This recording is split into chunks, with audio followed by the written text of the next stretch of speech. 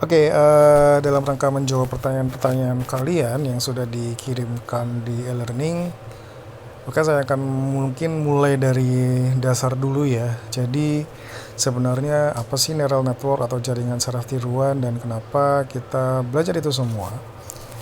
Jadi sebenarnya fungsi dari neural network itu secara umum salah satunya adalah untuk mencari pola.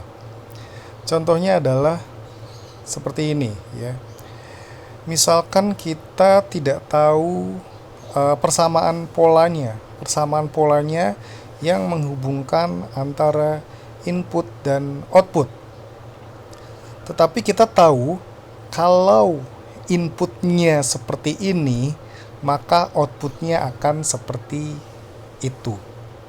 Contohnya adalah misalkan adalah kita menggunakan sebuah gerbang XOR, ya sebuah gerbang XOR, tetapi kita tidak tahu bahwa kita menggunakan gerbang XOR. Jadi misalkan di sini ada input 1 sama input 2, ya, lalu outputnya akan menunjukkan logic dari gerbang XOR, ya. Atau mungkin paling gampang ya, biar simple banget itu kita menggunakan gerbang N. Ya, gerbang N itu kan kalau misalkan kita menggunakan input misalkan di sini ini 1 0, maka di sini adalah 0. Ya. Kalau misalkan di sini 1 1, maka di sini 1. Kalau misalkan di sini 0 0, maka di sini adalah 0.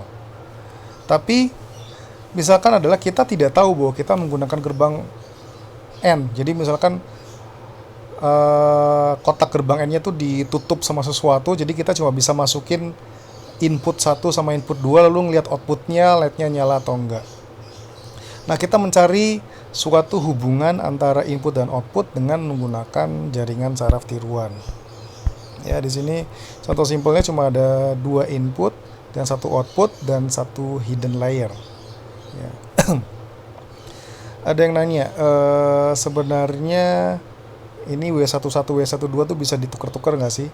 Ya sebenarnya bisa-bisa aja, cuma kita harus konsisten. Ya di sini contohnya adalah di sini hidden 1. Hidden 1 berarti kan sebenarnya input dikali pembobot W11 ditambah input 1 dikali W11 ditambah input 2 kali W22 tambah bias 1 B1 lalu dikalikan dengan fungsi aktivasi. Ya. Jadi itu adalah H1.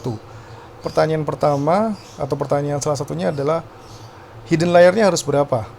Yaitu bebas. Kenapa? Karena kalau misalkan beda sistem, itu kita bisa menggunakan jumlah hidden layer yang sesuka kita.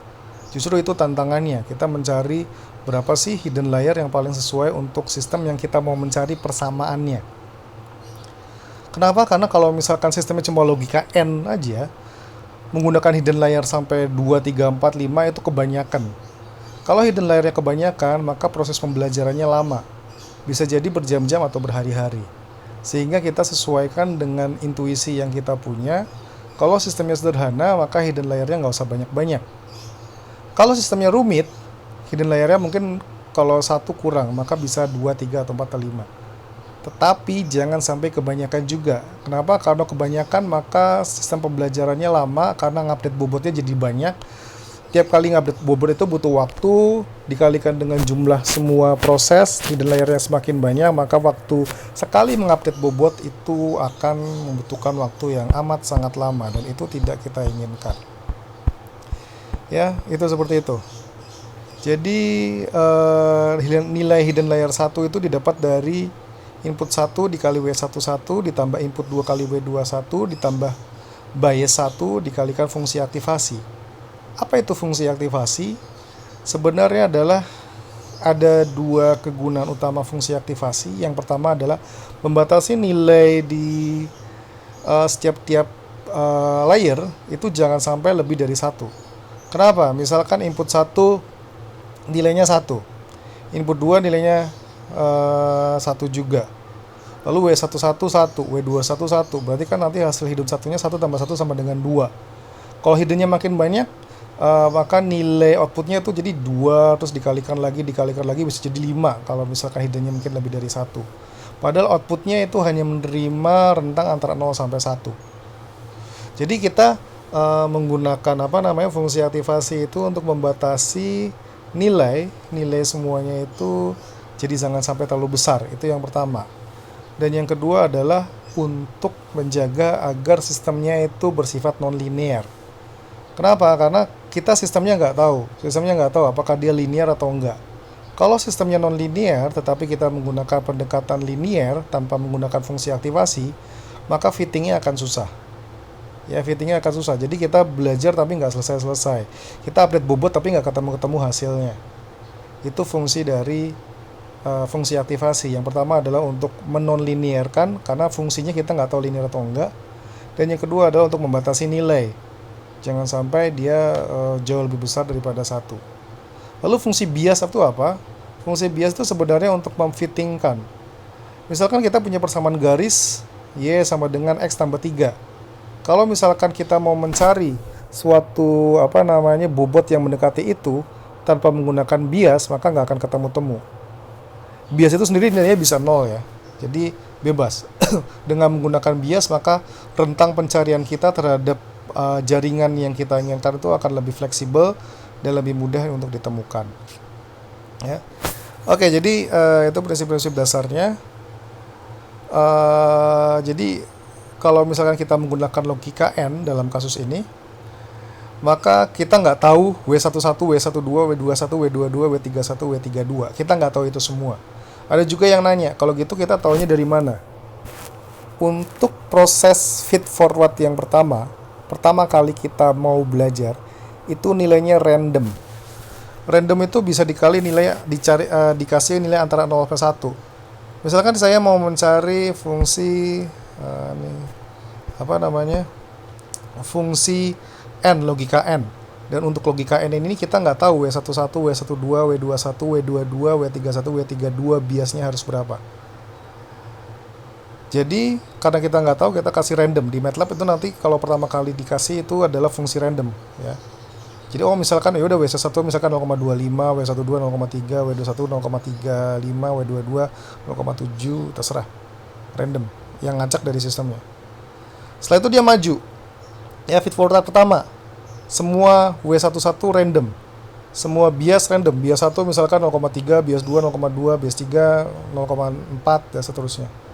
Maka H1 ya, H1 itu adalah input 1 dikalikan hasil random bobot W11 pertama ditambah input 2 dikali hasil random bobot W21 ditambahkan bias dikalikan fungsi aktivasi. Bisa sigmoid, bisa yang lain-lain. Lalu kita tahu fungsi aktivasinya harus seperti apa ya, kita coba-coba aja. Semuanya coba-coba. Hidden layer-nya berapa? Coba-coba. Fungsi aktivasinya cocok kayak gimana? Coba-coba ya. Kita sigmoid. Lalu ketemu nilai H1, misalkan ketemu H1 0,2. Lalu H1 dikalikan dengan W31 ya, W31 misalkan random berapa? H2 dikalikan dengan H32 dijumlahkan ditambah bias 3, lalu dikali fungsi aktivasi ketemu neuron 3. Misalkan ketemu neuron 3 lalu output. Ketemu ternyata ketika ini 1 dan ketika 0 ketemu 0,5. Ya. Jadi misalkan gini ya, logika N. Saya kasih input 1 sama dengan 1, input 2 0. Outputnya kan harusnya 0. Tapi menggunakan nilai random pembobot yang pertama W11, W12, W21, W22, W31, W32 ketemu 0,5. Artinya apa? Errornya berapa? Errornya adalah 0 dikurangi 0,5 dimutlakan. Jadi 0,5 min 0,5.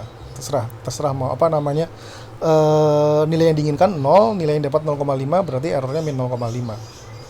Nah, dari situ kita tahu, ternyata terjadi kesalahan sebesar min 0,5. Harusnya 0, ketemunya 0,5. Lalu kita melakukan update pembobot. Ya, update pembobot.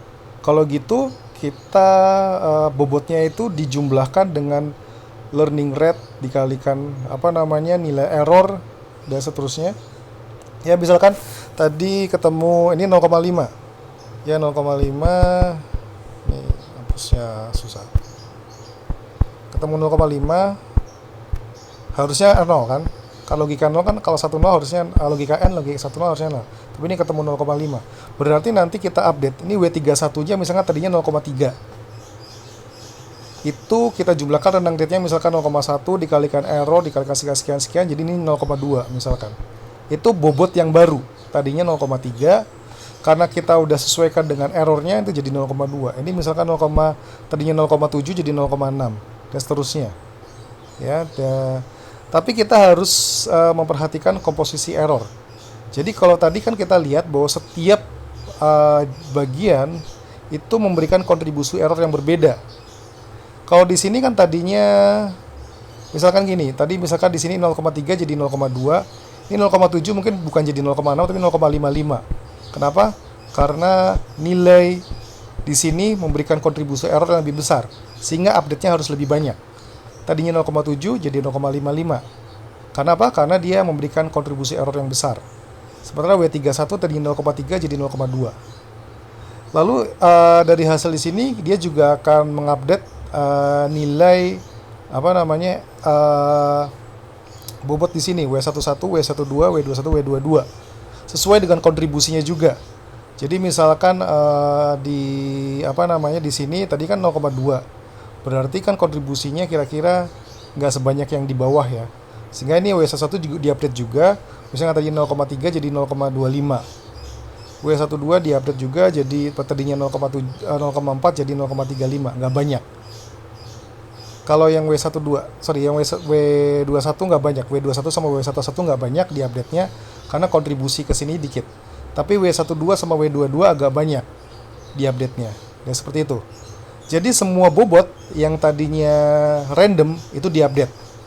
Ya, sehingga timbul bobot baru. Lalu diapakan? Ya kita langsung umpan maju lagi.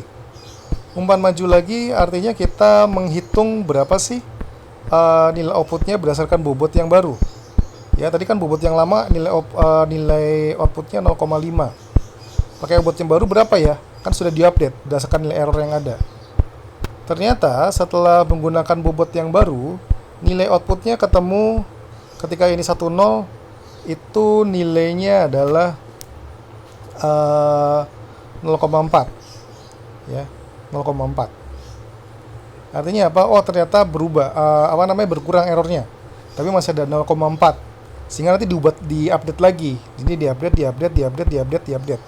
Ini update semua. Semua bobot diupdate. Tapi ingat, nggak hanya 1,0 yang di ini. Kalau 1,1 ya, kan outputnya harus 1. Ya, kalau 1,1 kan outputnya harus 1. Ya, lalu menggunakan bobot yang lama. Ternyata errornya masih besar. Update terus. Ketika 00 harus 0. Menggunakan update yang terlahir. Errornya masih besar. Ganti lagi terus-terusnya. Jadi setiap kali kita memberikan input yang berbeda, dia harus sesuai dengan logika n. 000. Errornya berapa pakai bobot yang lama? Masih besar, diupdate lagi. 11 harus 1. Errornya berapa ketika menggunakan update yang terakhir? W-nya masih besar, diupdate lagi. Dan seterusnya. Sampai ketika kita memberikan nilai 11 di sini menunjukkan hasil 1, 10 di sini menunjukkan 0, 0, 0, 0, 0, 1, 0. Atau paling tidak mendekati itu. Misalkan ketika 11 dia menunjukkan 0,998. 10 itu 0,002. Itu tergantung dari batasan yang kita mau. Apakah kita mau menerima perbedaan sebesar 0,2% atau tidak. Jadi pembatasan yang pertama adalah kalau misalkan errornya terakhir dengan nilai yang diinginkan cuma sampai sekian persen. Kita menganggap bahwa jaringan saraf tirunya sudah berhasil belajar. Atau ketika kita sudah melakukan iterasi epoch ya. Jadi setiap kali update bobot itu namanya epoch atau iterasi sampai 200.000 kali. Ternyata masih besar errornya. Tapi berhubung kita udah capek belajar, jaringan saraf tirunya udah capek belajar, kita hentikan. Ya, seperti itu. Jadi jaringan saraf tiruan belajar sampai dua kemungkinan. Yang pertama adalah nilai errornya sudah sesuai dengan yang kita inginkan, di bawah sekian persen. Yang kedua, dia udah ngiterasi atau update bobot sampai sekian kali. Ya, kenapa? Karena kalau misalkan sampai sejuta kali ngupdate bobot dia masih belum selesai belajarnya, maka mungkin apa namanya, asumsi bobot awal kita salah. Kita harus melakukan proses pembelajaran yang baru, seperti itu. Ya, jadi prinsip jaringan saraf tiruan itu kurang lebih seperti itu ya. Jadi feed forward dulu, W1 W1 2 nya random. Kita pastikan berapa perbedaan antara output yang diinginkan dengan output yang menggunakan jaringan saraf tiruan dengan bobot yang lama. Dari error tersebut, perbedaan antara output yang diinginkan dengan output dari bobot, kita mengupdate nilai masing-masing bobot ya. Update bobot, semua bobot diupdate tergantung dari proporsi bobot tersebut terhadap sistem dan error. Tergantung juga dari learning rate-nya. Kalau learning rate-nya tinggi, maka dia berubah bobotnya akan besar, tapi takutnya dia drastis berubahnya, malah makin lama errornya makin besar atau tidak menunjukkan nilai yang mengecil. Seperti itu. Ya, itu untuk apa namanya, proses pembelajaran jaringan saraf tiruan logika N yang paling simpel. Ya.